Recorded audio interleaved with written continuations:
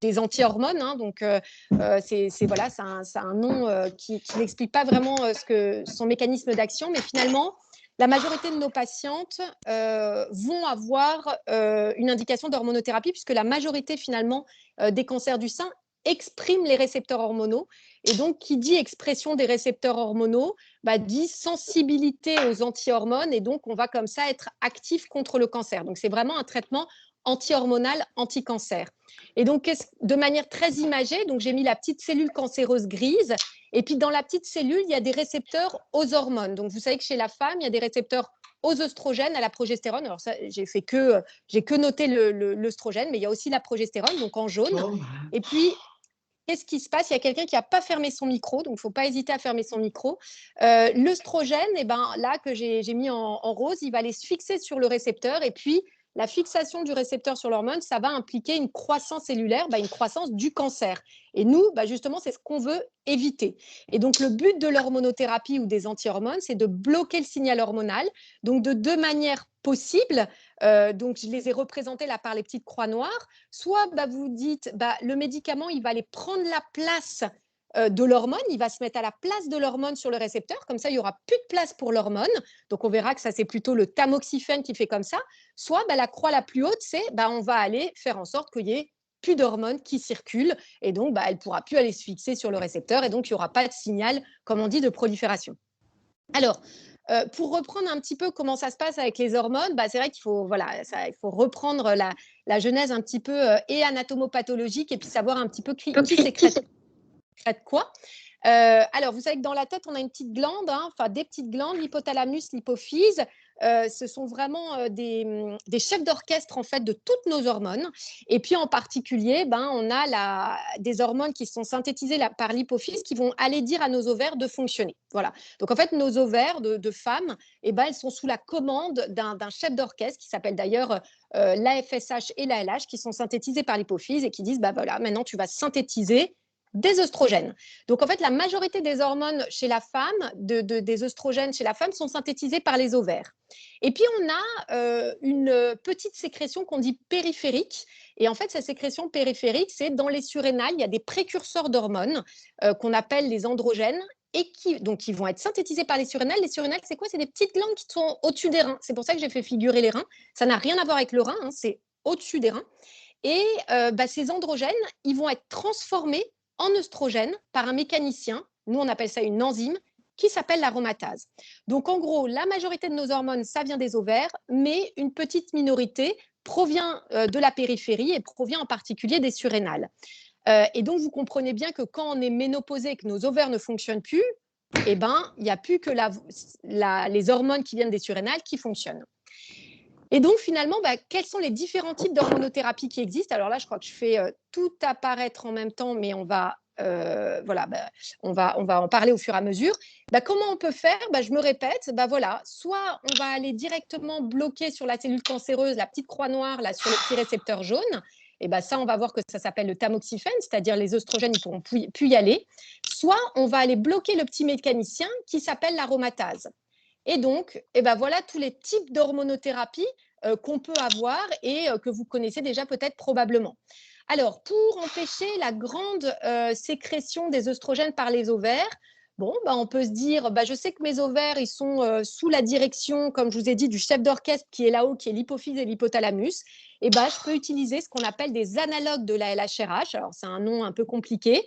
Ça peut se donner en sous-cutané ou en intramusculaire. Et eux, ils vont mettre au repos en fait l'hypophyse et l'hypothalamus qui ne vont plus synthétiser la FSH et la LH, donc les ovaires vont se mettre au repos. C'est une sorte de ménopause médicamenteuse induite. On pourrait enlever les ovaires. Bon, ça, c'est aussi une technique, l'ablation des ovaires. Et puis, voilà, un petit peu plus bas, les anti-œstrogènes. Donc, le nom que vous connaissez bien, je pense, c'est le tamoxifène. Voilà, il y a des œstrogènes qui circulent. Ils veulent aller se mettre sur le petit récepteur jaune. Et le tamoxifène, on va donner le tamoxifène. Il a beaucoup plus d'affinité pour ce récepteur jaune et il va se placer dessus. Et comme ça, les œstrogènes, ils pourront plus se mettre sur le récepteur jaune et donc il n'y aura plus ce signal de prolifération. Et puis, pour finir, là, ce petit mécanicien dont je vous avais parlé et cette petite enzyme qui s'appelle l'aromatase, eh ben, il y a des inhibiteurs de l'aromatase, et il en existe 3, le létrozole, l'anastrozole et l'exemestane. Donc vous comprenez bien aussi en fonction du fonctionnement des ovaires ou non, donc on peut dire des femmes ménopausées ou non, qu'on va préférer certains types de traitements. Donc par exemple, chez les femmes non ménopausées, pardon, les femmes jeunes, ben, on va pouvoir préférer le tamoxifène, hein, aller directement là, à la source. Et puis chez les femmes non ménopausées qui n'ont plus cette synthèse d'œstrogène par les ovaires et dont il reste la synthèse par les surrénales, eh ben, on va préférer les inhibiteurs de l'aromatase. Après, on va voir que c'est un petit peu plus compliqué parce qu'on s'est posé parfois des questions. On s'aperçoit aussi que chez les jeunes femmes non ménopausées, on peut aussi, nous, faire une ménopause par ces analogues de la LHRH, d'accord, que je vous ai dit, ça va mettre complètement au repos les ovaires. Et à ce moment-là, donner en comprimé soit le tamoxifène, soit les anti-aromatases. Donc, vous voyez que au départ, il y a quelques années, c'était un petit peu tamoxifène pour les femmes non ménopausées et puis inhibiteur de l'aromatase pour les femmes ménopausées. Et en fait, au fur et à mesure, ben, on fait des progrès, on a plus d'études, on se pose plus de questions et on affine un petit peu nos traitements. Et donc, pour résumer les traitements, ils sont après, voilà. Ben voilà, on a accès, il y a 2 slides après hein, pour résumer les indications des traitements, mais en fait, finalement, quand on parle d'hormonothérapie, vous connaissez le tamoxifène, vous connaissez les anti-aromatases. Dans les conférences, on ne parle pas du fulvestrant parce que bien que ça soit une hormonothérapie, elle est utilisée en phase plus avancée. On parle des agonistes de la LHRH, on n'utilise pas les antagonistes. Et puis après, les indications, bah, dans ces conférences-là, on ne parle que de l'indication d'adjuvant, c'est-à-dire de patientes qui ont été opérées, plus ou moins chimiothérapie, plus ou moins radiothérapie, et puis en fin de ce parcours un petit peu finalement hospitalier, eh bien, il y a la prescription d'hormonothérapie. Sachez que voilà, l'hormonothérapie, elle peut concerner parfois ce qu'on appelle le néoadjuvant, alors c'est assez rare, mais donc ça veut dire avant la chirurgie, ou une phase plus avancée, une phase métastatique où l'hormonothérapie a largement sa place. Mais ici, on ne parle que de la phase adjuvante. Et donc, déjà, alors, l'hormonothérapie, ce qui était important de dire, donc là, je vous ai montré le mécanisme d'action, mais finalement, l'hormonothérapie, est-ce que c'est efficace? Bah oui, en fait, l'hormonothérapie, c'est très efficace. C'est-à-dire que oui, l'hormonothérapie, pourquoi on vous la propose? Bah parce que ça diminue largement le risque de récidive et ça aussi diminue largement le risque de mortalité par cancer. Donc, c'est un traitement qui est très efficace. Ces diminutions de risque en pourcentage, c'est des diminutions de risque relatifs. C'est vrai qu'il ne faut pas oublier que chaque patiente a un risque de récidive qui est personnel, qu'on a du mal obligatoirement à calculer. Mais c'est vrai qu'il y a des patientes qui sont à plus fort risque de récidive que d'autres et dont une diminution de 40% ou de 30%, c'est pas pareil quand on a un risque de récidive, par exemple, de 30% à 5 ans ou de 1% à 5 ans. Vous voyez. Donc, c'est un bénéfice qui est relatif et chaque patiente a un risque de récidive qui est en fonction de la taille tumorale, de l'envahissement ganglionnaire, de l'index de prolifération. Et ce que je veux dire, c'est que quoi qu'il en soit, c'est un bénéfice, ça diminue le nombre de décès par cancer du sein, donc c'est important, c'est majeur. Et puis, chez les femmes ménopausées, les anti-aromatases, plusieurs études ont montré que les anti-aromatases étaient plus efficaces que le tamoxifène. Alors oui, après je mets un petit peu des pincettes parce qu'on s'aperçoit maintenant, on a vraiment maintenant énormément de recul, on a plus de 15 ans de recul. Et puis, il y a des études chez les femmes ménopausées qui avaient comparé au départ le tamoxifène et les anti-aromatases. Et on s'aperçoit que le tamoxifène est quand même une très bonne molécule aussi chez les femmes ménopausées. Donc, en première intention, bien sûr, les anti-aromatases, mais parfois, il nous arrive de passer au tamoxifène chez les femmes ménopausées. Donc, pour finir, les 2 slides de qu'est-ce qu'on prescrit finalement habituellement et puis à quoi on réfléchit et qu'est-ce qui a changé ces dernières années. Donc, chez les femmes non ménopausées, donc quand on parle de non ménopausées, c'est non ménopausées au moment du diagnostic. Hein, on ne prend pas le statut après la chimiothérapie. Et donc, ces femmes non ménopausées, la référent jusqu'à présent, c'est le tamoxifène. Donc, vraiment, ce médicament qui va aller bloquer le récepteur aux oestrogènes pendant 5 ans. Et donc, une prise par jour pendant 5 ans. Et puis après, voilà, on a essayé d'améliorer nos pratiques et surtout de voir si on pouvait mieux faire. Alors, mieux faire, c'est-à-dire encore diminuer le risque de récidive des patientes. Et donc, dans certains cas particuliers, on peut être amené à modifier l'hormonothérapie, que ce soit en termes de traitement ou de durée.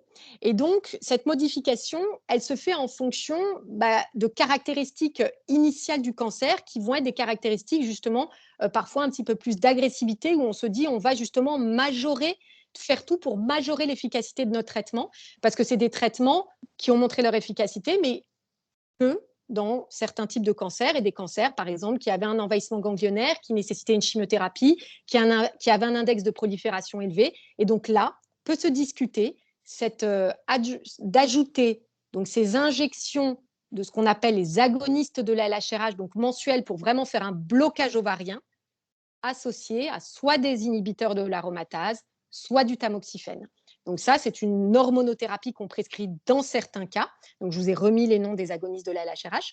Et puis deuxième chose qu'on discute, je vous ai dit la référence à beau être le tamoxifène 5 ans, mais on a des études aussi qui nous ont montré que dans certains cas, et en particulier les patients qui avaient un envahissement ganglionnaire, eh bien le tamoxifène 10 ans faisait mieux, c'est-à-dire permettait une meilleure réduction du risque de récidive que 5 ans.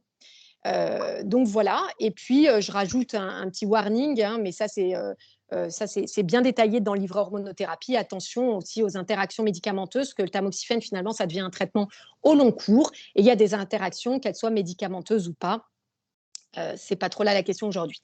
Et puis chez les femmes ménopausées, donc là vous avez bien compris, il ne reste plus que cette synthèse périphérique des hormones, des œstrogènes, et donc on va utiliser des inhibiteurs de l'aromatase.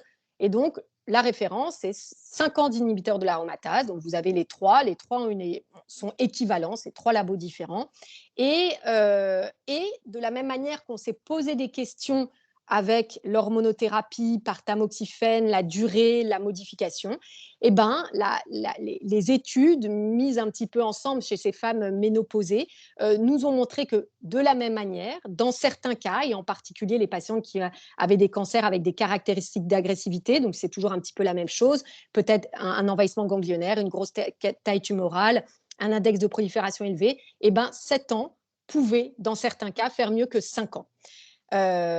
Voilà, et puis comme je vous ai dit, voilà, il y a certaines patientes soit qui ont rarement des contre-indications aux anti-aromatases, mais des intolérances ou des choses comme ça, il nous arrive de switcher, comme on dit, de passer au tamoxifène, qui donne aussi des résultats tout à fait corrects chez les femmes ménopausées.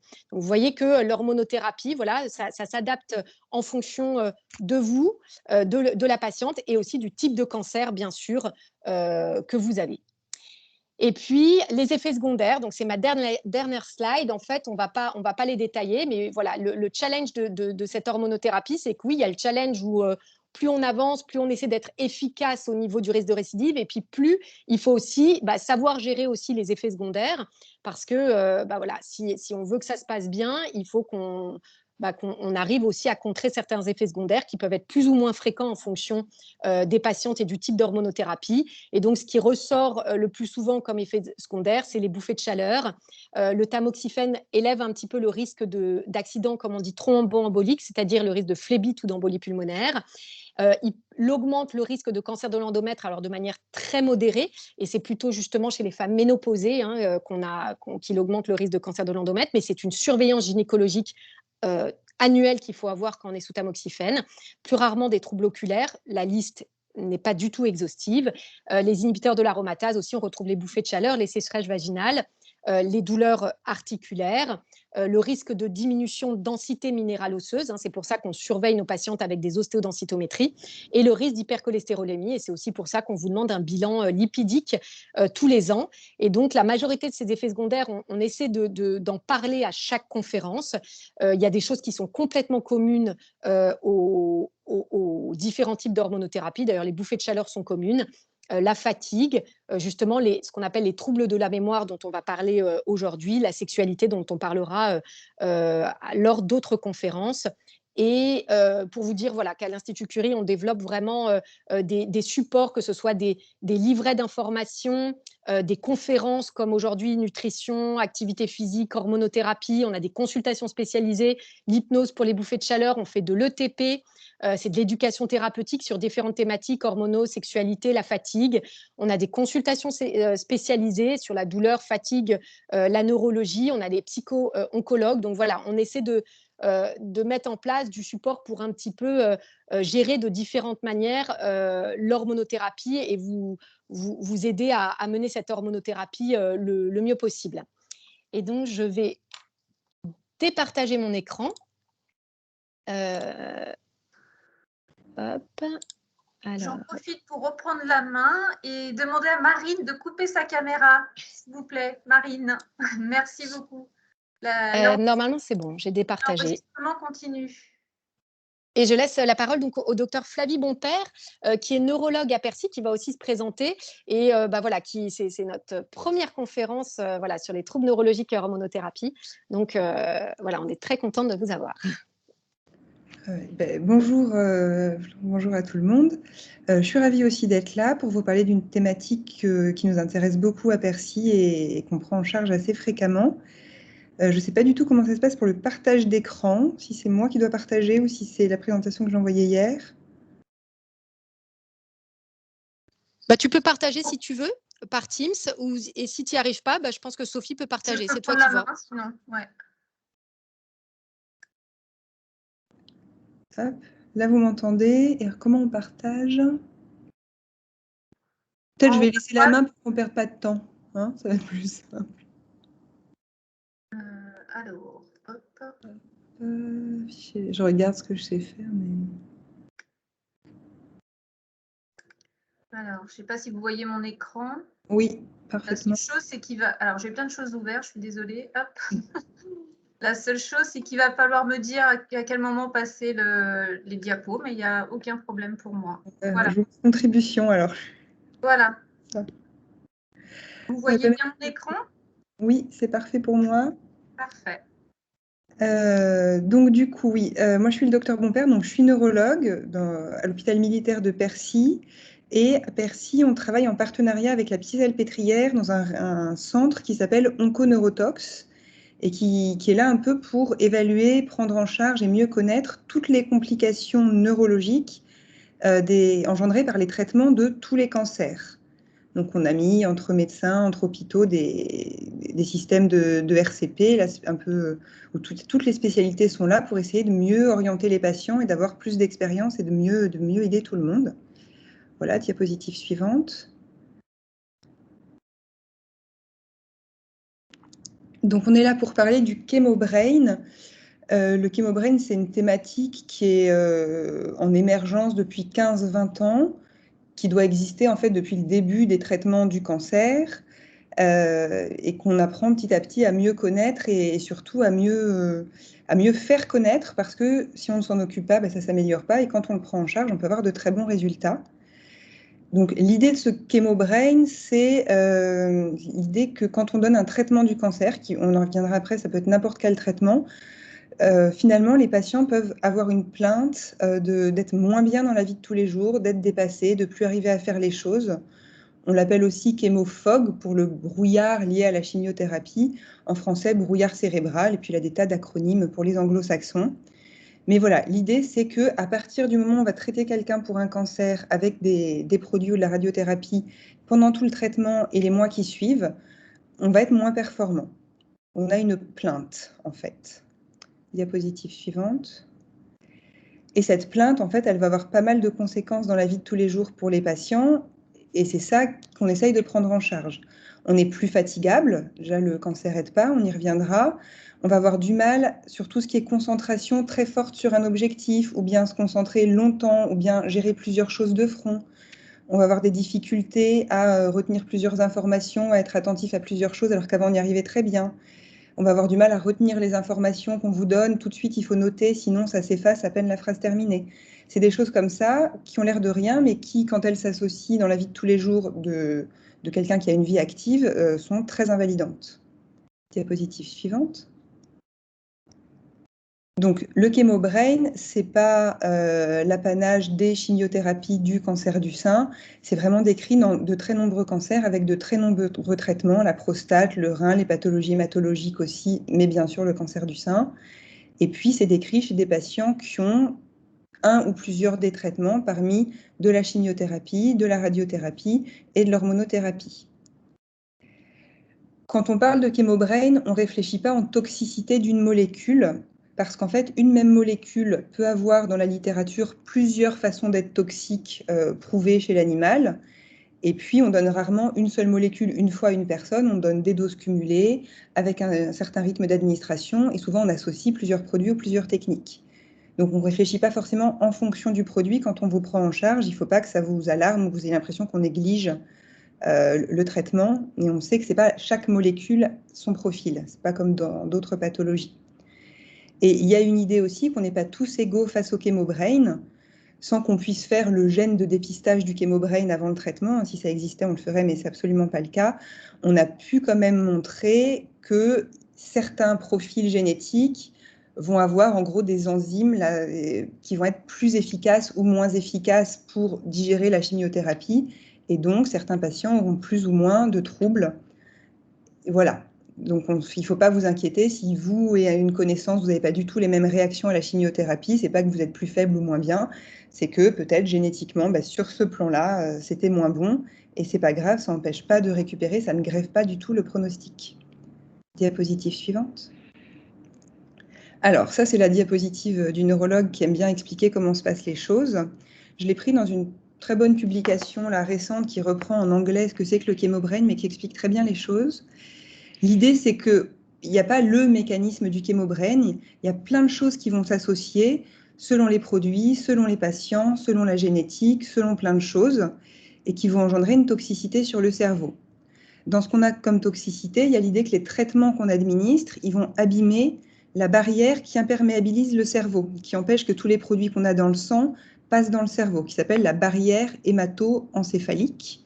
Et donc, si cette barrière, elle ne marche pas bien, le cerveau, il va déclencher de l'inflammation pour se défendre. Et un cerveau qui est inflammé, c'est un cerveau qui fonctionne moins bien que le reste de... On va aussi avoir une diminution de ce qu'on appelle la neurogénèse, c'est-à-dire la fabrication des neurones, et la gliogénèse, c'est la fabrication des cellules de support des neurones.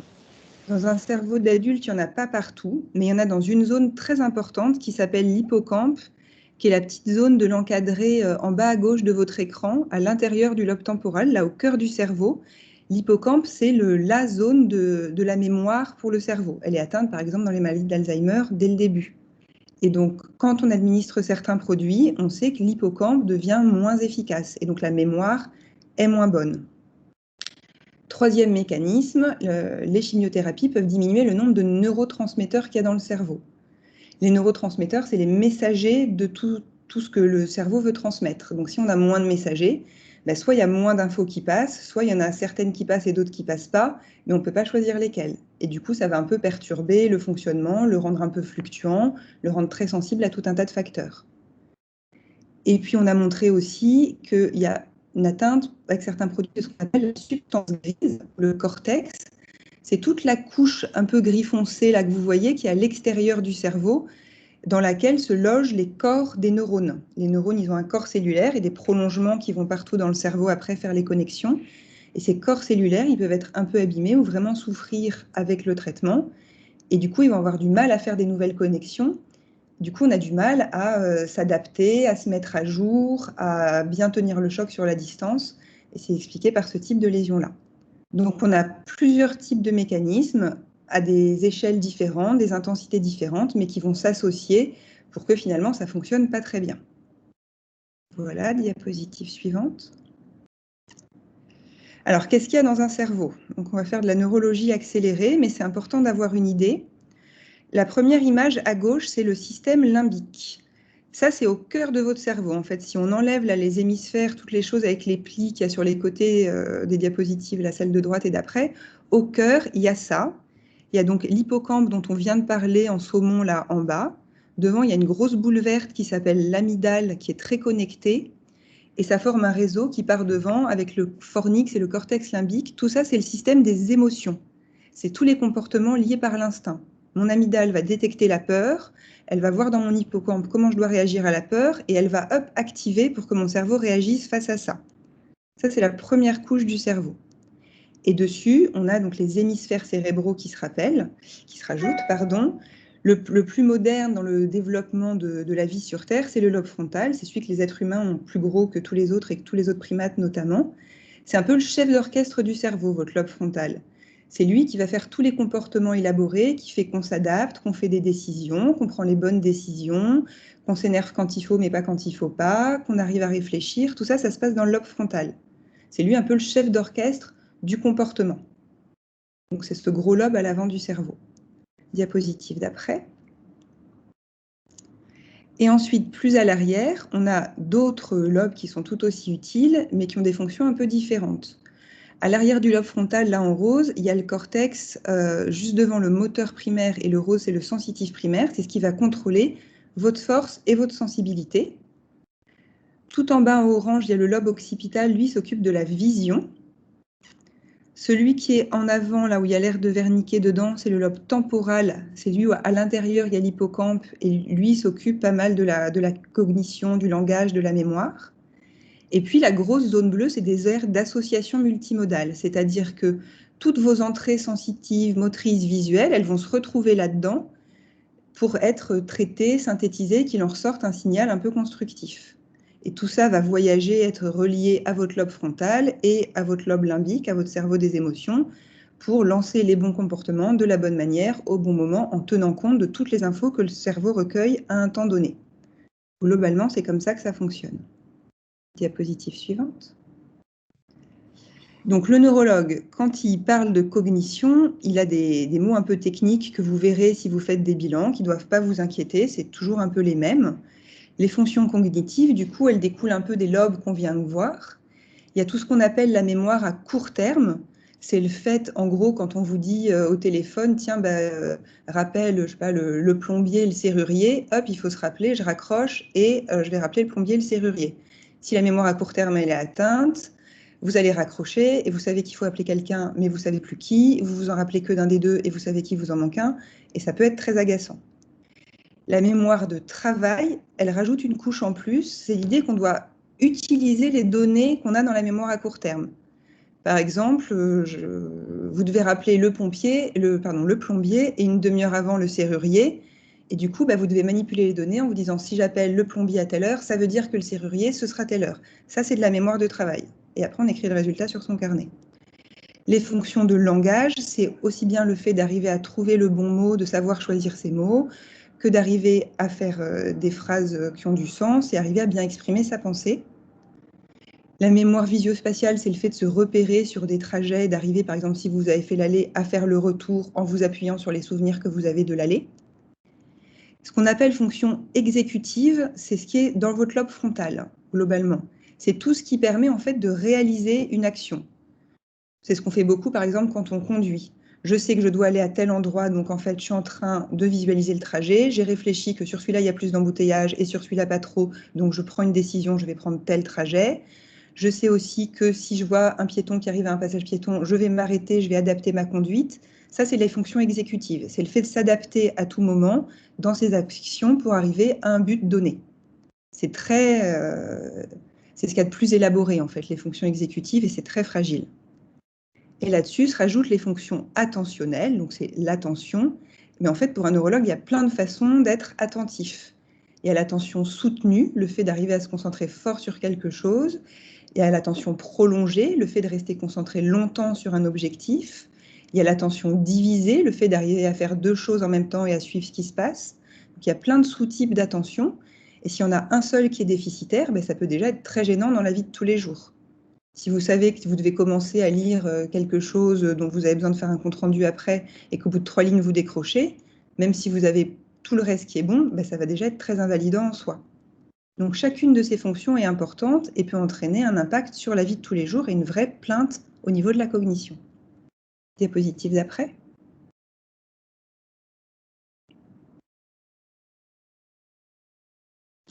Donc comment ça se passe dans le chémobrain ? En fait, l'idée du chémobrain, c'est que ce n'est pas une maladie dégénérative corticale très grave, on a des bilans catastrophiques. On a plutôt en fait des bilans qui sont souvent normaux. C'est-à-dire que le patient, il n'invente pas du tout ces troubles. Ça, c'est évident qu'ils sont là et ils les décrivent tous très bien. C'est plutôt que comme on a plein de domaines un peu atteints, mais pas très déficitaires, parfois on fait un bilan qui est complètement normal, un bilan exhaustif, qui est dans la norme, peut-être pas en haut de la norme, mais plutôt en bas ou un peu limite, avec quand même une plainte énorme. Mais il faut bien s'imaginer que si on a plein de domaines un peu déficitaires, le fonctionnement final à la fin, ça ne marche pas.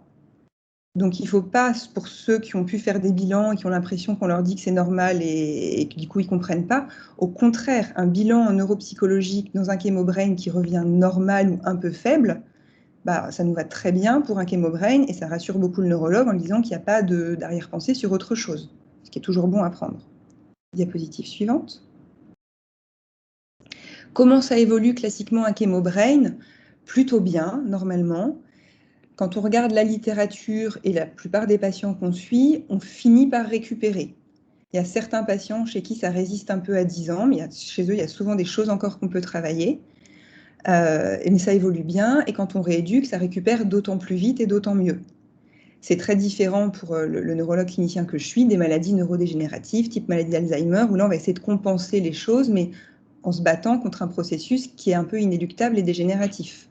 Le chémobrain, il y a une toxicité à un moment, elle peut perdurer un peu si les traitements se prolongent dans le temps ou si l'inflammation a été un peu forte, mais le cerveau n'est pas en train de se détruire. Donc on va toujours arriver à nettement améliorer la situation. Diapositive suivante. Donc qu'est-ce qu'on peut vous proposer comme exploration en cas de plainte cognitive qui pourrait faire penser à un chémobrain? La première, c'est le deuxième petit point, c'est le bilan cognitif ou le bilan neuropsychologique. La différence entre les deux, c'est que les bilans neuropsychologiques, c'est fait par des neuropsychologues, qui sont des psychologues, on va en reparler après, formés spécifiquement à la cognition. Et les bilans cognitifs sont plutôt faits par les orthophonistes, qui sont aussi très bien formés à ces troubles-là. Le but de ce bilan, c'est un peu de documenter la plainte. Qu'est-ce qui se passe quand je fais des tests? Mais ces tests, ils n'ont pas été créés pour le chémobrain, ils ont plutôt été testés, créés pour des AVC, des maladies d'Alzheimer, des maladies de Parkinson, d'autres types de pathologies neurologiques. Ça permet quand même de typer la plainte, de mieux la décrire et de voir ce qui a l'air d'être le plus déficitaire quand c'est le cas. On y associe souvent une IRM cérébrale qui est déjà régulièrement faite pour surveiller les patients qui ont des cancers. Ça nous permet d'écarter quelque chose de complètement différent. On a le droit d'avoir, pas de chance, un cancer de prostate et un accident vasculaire cérébral et du coup un trouble du langage, mais dans ce cas-là, ce n'est pas un chémobrain, on s'en occupera pas pareil. Il faut toujours vérifier ça. Et puis, si les explorations sont un peu atypiques ou qu'on a l'impression que c'est un chémobrain plus quelque chose, on pourra vous proposer un électroencéphalogramme. Là, c'est le petit examen qui est à droite en photo. Et puis, d'autres choses plus spécialisées. On peut faire, de même qu'on fait des TEP corps entier pour regarder ce qui se passe dans le corps au niveau de la consommation du sucre, on peut faire la même chose dans un cerveau humain. Et dans le cerveau, ça va nous dire si le cerveau consomme harmonieusement et normalement le sucre ou s'il y a des endroits qui ont l'air de moins bien fonctionner. Ça peut nous orienter vers certaines pathologies. Et on peut aussi, dans la ponction lombaire, faire des marqueurs qui nous indiquent s'il y a une dégénérescence ou pas du cerveau, ce qui permet de changer un peu de cadre ou de se rassurer si le bilan n'était pas bon, par exemple. Voilà. Diapositive suivante. Alors, quand on veut explorer un chémobrain, on ne va pas s'occuper que de la cognition. On va en reparler. Mais en gros, la cognition et notamment les fonctions exécutives et attentionnelles, c'est des choses très fragiles, très élaborées. Et donc, ça peut être impacté par beaucoup de choses. Ça ne sert à rien d'aller voir une orthophoniste 4 ou 5 fois par semaine si vous ne dormez pas de la nuit, que vous êtes très déprimé et que vous êtes épuisé au moindre effort. Vous allez juste vous fatiguer encore plus, vous mettre en échec et ça n'a aucun sens. Donc il faut d'abord essayer d'équilibrer au maximum, parce que c'est jamais simple, tous les facteurs un peu confondants qui fragilisent la cognition. Donc le premier, c'est tout le côté psychologique. On est dans le cadre du traitement d'un cancer, on doit digérer une annonce diagnostique, on doit souvent réorganiser sa vie, la gestion de son quotidien, gérer les réactions de plein de monde. Tout ça, ça demande énormément de s'adapter, ça va puiser déjà dans les fonctions exécutives et dans les fonctions cognitives. On puise en soi pour faire tout ça, donc ça les fragilise un petit peu. Ensuite, il y a le côté fatigue. La pathologie en elle-même, elle est fatigante, les traitements sont fatigants, et puis les allers-retours, la gestion du planning médical, on se retrouve avec un emploi du temps de ministre et qui n'est pas du tout celui d'habitude. Tout ça, c'est très fatigant aussi. La fatigue, normalement, elle récupère un peu quand on fait des petites pauses. Donc on apprend, j'ai vu qu'il y avait de l'ETP fatigue à l'Institut Gustave Roussy. Il faut vraiment, si vous vous sentez fatigué, si tout coûte, si vous êtes épuisé très rapidement, apprendre à la gérer pour mieux fonctionner avec, parce que sinon, au niveau cognitif, on n'arrivera pas à avancer non plus. La fatigue, elle est différente de la somnolence, c'est l'aspect sommeil d'après. La somnolence, c'est vraiment des accès d'endormissement irrépressibles, c'est-à-dire que vous n'allez pas vous asseoir dans le canapé pour souffler un peu, vous allez vous asseoir dans le canapé et là, hop, la tête tombe, on s'affaisse, on dort un peu et on se réveille. Ça, c'est de la somnolence diurne, la somnolence la journée. Et elle peut être un signe soit de mauvais sommeil de nuit, c'est-à-dire qu'on récupère le sommeil qu'on n'a pas eu sa nuit, soit d'apnée du sommeil. Et ça, il faut savoir y penser aussi, hein. Si vous vous mettez à ronfler la nuit, que vous vous levez 3 ou 4 fois la nuit pour aller aux toilettes, s'il y a des maux de tête le matin au réveil que vous n'aviez pas avant, il ne faut pas hésiter vraiment à parler à votre médecin, et ça se dépiste, les apnées du sommeil, et ça se traite très bien. Pourquoi c'est important? Parce que quand on fait des apnées, en fait, qu'est-ce qui se passe? C'est que pendant votre sommeil, vous n'allez pas bien ventiler et oxygéner votre cerveau. Du coup, ça lui envoie un signal de détresse. Hop, ça réveille le cortex. Du coup, ça casse tout ce qui était en train de se passer au niveau des mécanismes du sommeil pour la cognition. Et puis, hop, on se réveille et on se re-endort après. Et sauf que quand on fait des apnées 20-30 fois par heure, ben, on n'a pas du tout le même sommeil, il n'est pas réparateur, il n'est pas rafraîchissant. Et puis, au niveau de la cognition, il n'apporte pas du tout les bénéfices qu'il devrait apporter. Donc, il faut y penser, ce n'est pas toujours très connu. Et le deuxième aspect, c'est tout l'aspect insomnie. On est dans un contexte stressant, compliqué. S'il y a une plainte cognitive en plus, ça peut être très angoissant. Du coup, il faut arriver à parler de son anxiété et peut-être accepter transitoirement de mettre des traitements pour la contrôler et récupérer un endormissement qui doit survenir normalement dans la demi-heure du moment où on se met au lit, favoriser la continuité du sommeil, et puis surtout savoir s'inquiéter si on a des réveils très précoces le matin. S'il y a des patientes qui, le matin vers 4h, 5h, se réveillent très angoissées avec des idées noires et des choses comme ça, il faut savoir en parler aussi parce que ça peut être plus que de l'anxiété et ça peut nécessiter un traitement spécifique. Et tout ça, si on n'est pas bien, si on n'est pas serein, c'est les mêmes neurotransmetteurs que ceux de la cognition qui sont sollicités. Donc à un moment, ils vont faire un choix dans les messages qu'ils doivent gérer. Donc il faut être très vigilant sur son état de santé et pas tout banaliser, tout négliger en disant bah oui, j'ai pris du poids, je ronfle, c'est pas grave, je suis fatiguée, bah c'est normal. Bah oui, mais pas complètement. Dernière chose, il y a aussi l'aspect de la douleur. Quand on est douloureux, quand il y a des fractures, des traitements mal tolérés, des douleurs au point d'injection, déjà ça demande de se contrôler, de prendre sur soi en permanence. On le sait très bien en tant que médecin. Et au bout d'un moment, quand on prend sur soi tout le temps, bah, ça retentit sur son humeur et sur ce qu'on est capable d'absorber au quotidien. La douleur, elle peut aussi se rappeler à vous la nuit quand vous changez de position, ou si vous vous levez pour aller aux toilettes, pour se recoucher, retrouver la bonne position et perturber le sommeil. Et puis, bah, ça demande aussi de faire des efforts, de fractionner, de changer encore toute sa routine et tout son quotidien. Et tout ça, ça sollicite encore les fonctions exécutives. Donc, tous ces aspects-là, ils sont cruciaux dans la prise en charge du chémobrain et de la plainte cognitive qui va avec. Si tout ça, c'est pas au moins évoqué, contrôlé, réfléchi, on n'arrivera pas à avancer. Voilà, c'était bon. Diapositive suivante. Donc, qui vous pouvez rencontrer? Donc déjà, bien sûr, il y a l'oncologue qui vous suit et puis le médecin traitant qui ont quand même des notions de tout ça et qui peuvent orienter les patients. Ensuite, qui vous allez voir? Si on vous oriente sur le neurologue, il ne faut pas hésiter. Le neurologue, lui, il est là pour organiser l'exploration de la plainte de mémoire, prescrire ce qu'il faut, analyser les résultats et puis valider le diagnostic de chémobrain ou s'orienter sur autre chose s'il y a besoin. Il peut y avoir un neuropsychologue qui, lui, donc, peut faire un bilan très complet, un bilan neuropsychologique qui va travailler à la fois sur les aspects cognitifs et les aspects psychologiques et émotionnels. Et puis les orthophonistes qui, pour la plupart d'entre elles maintenant, sont très bien formées à la neurologie de l'adulte, qui savent faire des bilans, notamment pour le langage et la mémoire, et qui vont pouvoir surtout rééduquer les patients pour essayer d'améliorer la plainte en travaillant ce qu'il y a à travailler. Comment on fait? En fait, on va s'appuyer sur ce qui marche bien, on va travailler ce qui ne marche pas bien et on va essayer d'adapter la vie de tous les jours pour que ça roule. C'est vraiment l'idée de la rééducation. Diapositive suivante. Donc, comment on va fonctionner? Étape 1, il faut bien en parler autour de soi. S'il y a besoin, on est orienté vers le neurologue ou vers le centre mémoire pour faire tout le bilan. Si c'est bien un chémobrain, on passe à l'étape 2. Diapositive d'après. L'étape 2, c'est vraiment le travail sur l'hygiène de vie. Donc, il ne faut pas hésiter à réfléchir à son sommeil, à sa douleur, à sa fatigue, à la plainte de somnolence. Il faut essayer de se remettre en mouvement. On sait, hein, c'est l'image du tai chi, mais nous, on a des grandes études en neurologie, par exemple, dans les maladies de Parkinson. On voit que sans mettre de traitement médicamenteux, mais en faisant faire, par exemple, notamment du tai chi aux patients, ils s'améliorent et spontanément, en fait, leur état neurologique est bien meilleur. Donc, ce qui est possible, ce que vous aimez, ce qui vous fait du bien, mais l'activité physique, elle aide à la récupération neurologique et cognitive. Et puis, tout ce qui est anxiété, angoisse, tout ça, il ne faut pas hésiter, si on n'a pas envie des médicaments ou si on sent qu'on est plutôt réceptif à ce type de technique, à faire du travail en sophrologie, en relaxation, en auto-hypnose, pour apprendre à la gérer, à la contrôler, à se réapaiser. Parce qu'en fait, quand on s'apaise soi, le système nerveux aussi, il redescend d'un cran et il est plus disponible pour gérer le reste de ce qu'il y a à gérer. Une fois que tout ça c'est fait, étape 3. L'étape 3, c'est de enfin faire le travail sur la plainte cognitive. Donc là, il y a plusieurs aspects. Il y a l'idée de quand même apprendre à se connaître. Même si c'est un état transitoire, il ne faut pas se dire « je ne m'écoute pas, j'y vais à fond, tant pis, coûte que coûte, advienne que pourra ». Il ne faut pas fonctionner comme ça. Tant pis, c'est un moment à passer.